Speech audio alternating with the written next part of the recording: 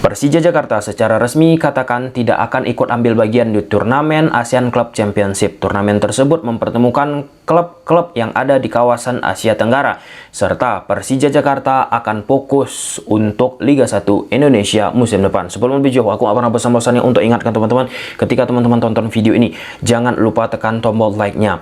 Saat Persija Jakarta mengumumkan keputusan untuk tidak mengikuti turnamen Asian Club Championship, pro kontra pun bermunculan. Tentu ada yang mendukung keputusan dari Persija Jakarta. Karena apa? Pertama, ini turnamen yang dari sisi prestise, dari sisi gengsi teman-teman, tidak begitu populer, tidak begitu dalam tanda petik jelas bargaining positionnya ketika kita menjuarai turnamen tersebut. Kemudian yang kedua, ini bukan turnamen resmi dan banyak argumentasi yang tersebar di media sosial. Coba silahkan tulis di kolom komentar kenapa langkah dari manajemen Persija Jakarta ini sudah tepat untuk tidak ikut ambil bagian di ACC. Di sisi lain, ada yang menentang keputusan dari manajemen Persija Jakarta. Tentu, ketika kita bicara Persija tampil ataupun klub manapun itu tampil di kawasan Asia Tenggara ataupun Asia, lawan-lawan yang akan dihadapi itu merupakan sebagai tolak ukur sejauh mana kualitas skuad yang kita miliki. Dan yang terpenting, nggak semua ataupun nggak setiap saat klub mendapatkan kesempatan untuk bisa bermain di level ASEAN ataupun Asia, sehingga kita sering mendengar tim-tim Liga Indonesia teman-teman, salah satu impian mereka, salah satu cita-cita mereka suatu saat nanti bisa bermain ataupun tampil di level ataupun turnamen yang ada di luar Liga Indonesia ataupun Piala Indonesia. Di sisi lain, kita pun harus mengetahui apa alasan manajemen Persija Jakarta untuk lebih fokus ke Liga 1 dan tidak ikut ambil bagian di ASEAN Club Championship. Jadi statementnya, suatu kehormatan bagi Persija mendapatkan undangan untuk tampil di ACC. Namun kami menilai situasi saat ini tidak ideal dikarenakan ketidakpastian jadwal, baik itu kompetisi musim depan dan turnamen domestik.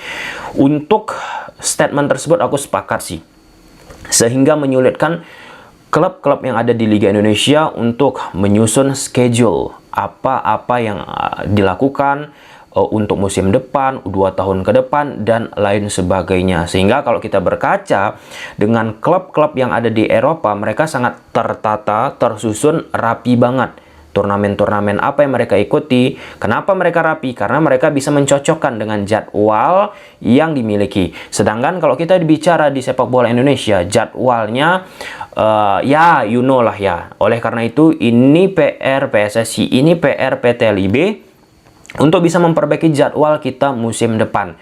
Apalagi dari statement tersebut ada sebuah kalimat disampaikan oleh Pak Pranca, Presiden Persija.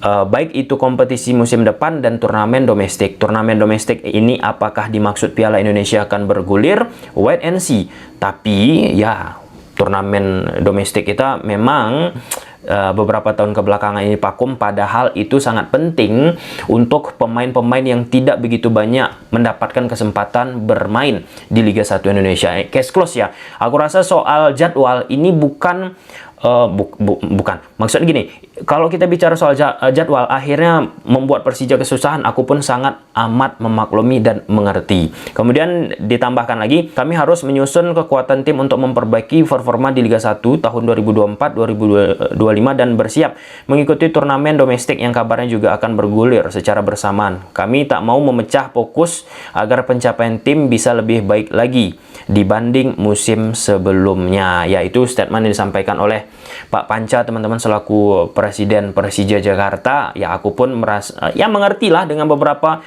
poin yang disampaikan.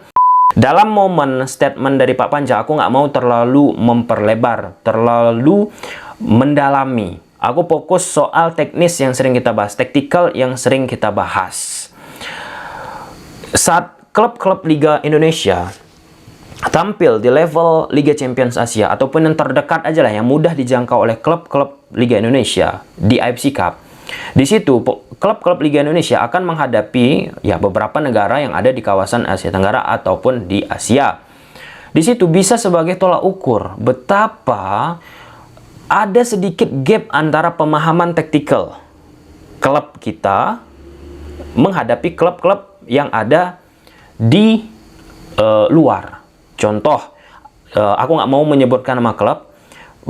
Beberapa waktu yang lalu ada salah satu perwakilan klub Indonesia kita tampil menghadapi klub perwakilan dari Liga Vietnam. Di situ klub kita nggak bisa berbuat banyak, nggak bisa berkembang, diseret permainan kita. Lewat apa? Permainan ball possession, kemudian overload kanan kiri, kemudian bagaimana menciptakan superioritas di sektor tengah, kemudian bagaimana menerapkan Salida Lavalviana, kemudian bagaimana bisa mengeliminasi defensif 5-4-1 ketika defensif klub dari Liga Indonesia. Nah, jadi ketika klub kita dari sisi tactical, dari sisi pemahaman untuk mengaplikasikan taktik sedikit tertinggal menghadapi klub-klub yang ada di kawasan Asia Tenggara ataupun ASEAN, teman-teman, tentu ini akan menyulitkan kita untuk bisa bersaing. Ya, aku tergolong suka banget menyaksikan perwakilan dari Liga Indonesia tampil di turnamen misalnya AFC ataupun Liga Champions Asia. Baik itu babak, dulu-dulu kan kita pernah masuk fase grup ataupun sekarang ini babak kualifikasi. Ketika kita berharap koefisien liga kita meningkat, tentu salah satu yang menopangnya seberapa mampu klub-klub dari Liga Indonesia untuk bisa mengalahkan, berbicara banyak di level turnamen Asia secara resmi, teman-teman. Nah, untuk bisa membantu hal tersebut, tentu kita pun harus memiliki sparring partner yang jelas untuk bisa meningkatkan kekuatan kita. Lawan pun harus hebat, harus ya setara lah ya, teman-teman ya. Nah, seperti case-case ya uji coba yang dilakukan oleh klub-klub Liga Indonesia kita menghadapi klub dari negara luar, itu salah satu untuk bisa meningkatkan performa dari klub yang kita dukung. Contohnya seperti ini, Timnas Indonesia diisi oleh beberapa pemain yang bermain di liga luar Indonesia, Liga Eropa, Liga Thailand, Liga apa, pokoknya liga luar lah. Di situ, ketika mereka bergabung ke Timnas Indonesia, sangat akhirnya memberikan pengaruh yang luar biasa. Kenapa? Karena mereka sudah memiliki pengalaman menghadapi level pertandingan yang lebih tinggi daripada kompetisi domestik Liga Indonesia ataupun level yang ada di AFC Cup, pun termasuk Liga Champions Asia.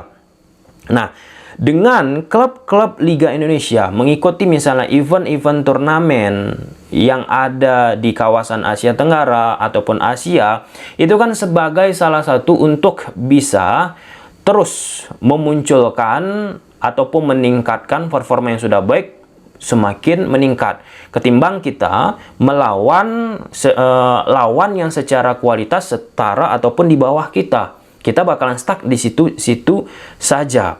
Sehingga Coach Sintayong juga selaku pelatih Timnas Indonesia kan bilang, penting Timnas Indonesia sesekali menghadapi negara-negara yang lebih tinggi dari Timnas Indonesia. Untuk apa? Untuk melihat seberapa jauh tatanan pembangunan yang dilakukan oleh Sintayong terhadap skuad Timnas Indonesia.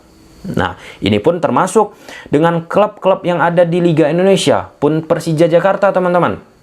Oke, Persija Jakarta akhirnya katakan fokus ke Liga 1 dan mengikuti turnamen RCTI Premium Sports. Itu kan sebagai salah satu ajang pramusim yang sebelum mengikuti Liga 1, teman-teman. Akan ada di situ PSS Semarang, Selangor FC, Sabah FC. Aku merasa turnamen tersebut sangat oke lah ya, mengundang dua klub dari liga tetangga kita, dan yang diharapkan seperti yang dibilang Hanif Syahbandi, pemain Persija saat menghadiri preskon turnamen tersebut bisa transfer knowledge, mendapatkan pengetahuan. Nah, inilah dia Ketika kita bicara klub yang kita dukung tampil di level Asia ataupun level Asia Tenggara, pemain pun akan bisa mendapatkan transfer knowledge ketimbang hanya menghadapi tim itu aja ataupun di bawah.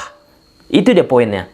Ketika pemain sudah katakan mendapatkan ilmu transfer knowledge, kan itu akan sangat menguntungkan untuk skuad yang dimiliki, baik itu Persija ataupun manapun lah. Nah, dari sisi taktikal pun kita akan bisa mengetahui sejauh mana ketika kita melawan klub-klub di luar kompetisi domestik kita. Apakah perkembangannya sama, apakah ada jomplang, dan seterusnya.